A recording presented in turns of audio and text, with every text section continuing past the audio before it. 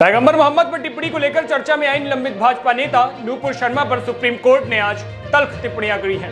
नूपुर की अर्जी पर सुनवाई करते हुए सुप्रीम कोर्ट ने कह दिया कि नूपुर शर्मा को टीवी पर आकर देश से माफी मांगनी चाहिए थी।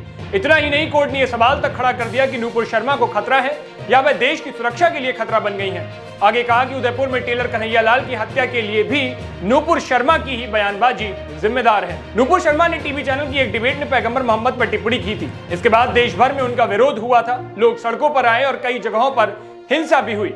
इस टिप्पणी की गूंज विदेशों में भी सुनाई दी थी और मुस्लिम देशों ने इसकी निंदा की थी। बाद में बीजेपी ने सख्त रुख दिखाते हुए नूपुर शर्मा को अपनी पार्टी से निलंबित कर दिया था। नूपुर शर्मा के खिलाफ देश के अलग अलग राज्यों में शिकायत दर्ज करवाई गई थी। अब इनके खिलाफ नूपुर शर्मा ने सुप्रीम कोर्ट में याचिका दायर की थी। याचिकाओं को दिल्ली ट्रांसफर करने की मांग के साथ नूपुर ने कहा था कि उन्हें लगातार जान से मारने की धमकियां मिल रही हैं। सुप्रीम कोर्ट ने याचिका खारिज करते हुए देश में हो रही हिंसा का जिम्मेदार भी नूपुर शर्मा को ही बयान को ही ठहराया है।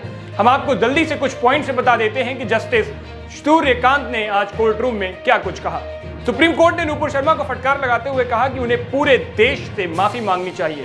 सुप्रीम कोर्ट ने कहा कि जिन्होंने उनके बयान और पूरे देश में आग लगाई है। सुप्रीम कोर्ट ने यह भी कहा कि टीवी चैनल ने नूपुर शर्मा को ऐसे मामले में जुड़े किसी भी एजेंडे को बढ़ावा नहीं देना चाहिए जो न्यायालय में विचाराधीन है।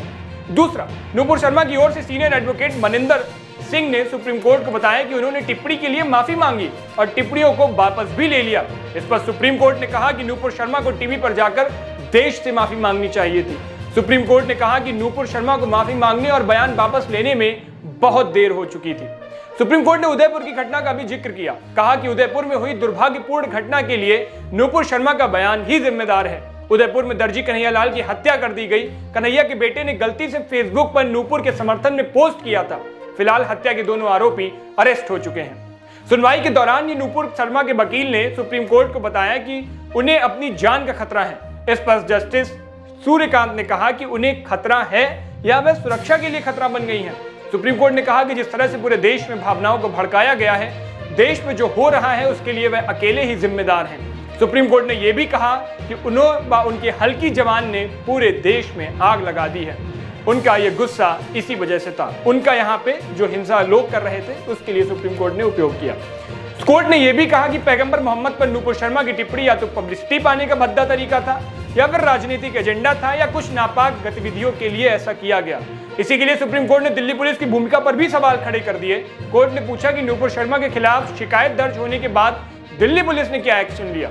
कोर्ट ने यह भी कहा कि नूपुर शर्मा की शिकायत के बाद एक शख्स को गिरफ्तार किया गया, लेकिन कई एफआईआर के बावजूद भी दिल्ली पुलिस ने इनको हाथ तक नहीं लगाया और साथ ही रेड कारपेट भी बिछा दी। कोर्ट ने कहा कि जब आप किसी के खिलाफ शिकायत दर्ज करवाते हैं तो उस शख्स को गिरफ्तार किया जाता है, लेकिन किसी ने भी नूपुर शर्मा को छूने की हिम्मत तक नहीं दिखाई, जो कि आपके प्रभाव, आपकी ताकत को दिखाता है। उच्चतम न्यायालय ने यह भी कहा कि नूपुर शर्मा को किसी पार्टी की प्रवक्ता है, इसलिए सत्ता का नशा उनके दिमाग तक पहुंच गया है। नूपुर के वकील ने कोर्ट को जब यह बताना चाहा कि वह भाग नहीं रही है, इस जांच में सहयोग कर रही है, इस पर सुप्रीम कोर्ट ने फिर से तल्ख होकर कहा, वहां आपके लिए जरूरी रेड कारपेट बिछा होता है। सुप्रीम कोर्ट ने आगे नूपुर शर्मा के वकील को सुझाव दिया कि वह इसके लिए हाई कोर्ट जाएं। खैर, अब इस पूरे मामले से एक बार फिर तूल पकड़ गया है और उसी के साथ अब कई जगहों पर नूपुर शर्मा और ये पूरा किस्सा ट्रेंड होने लगा है। आपकी इस पर क्या राय है, हमें कमेंट बॉक्स में जरूर बताइएगा। बाकी की ऐसी खबरों के लिए सनराइज न्यूज को देखते रहिए। शुक्रिया।